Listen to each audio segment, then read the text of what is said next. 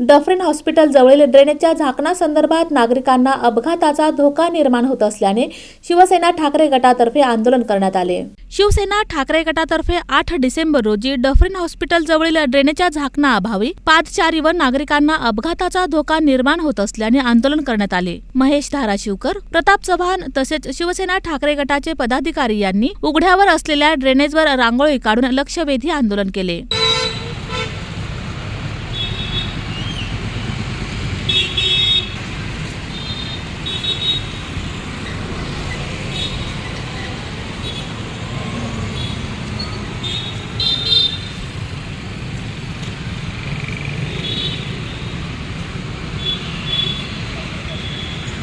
सोलापूर महापालिकेनं smart city अंतर्गत ही सगळं कामं केलेली आहेत आणि आपण पाहू शकता की या ठिकाणी असलेले चेंबर आहे। आज नक्की काय हे पण दिसायला मार्ग नाही, पण आम्ही चेंबर म्हणायलो आता, परंतु या चेंबरवरची झाकणं तुटून आत पडलेली आहेत। या ठिकाणी प्रचंड वर्दळ असते। या ठिकाणी हरिबाई शाळा आहे, इकडं सिद्धेश्वर शाळा आहे, सध्या काठीची प्रॅक्टिस चालू आहे, समोर येणारी सिद्धेश्वर महाराजांची जत्रा आहे।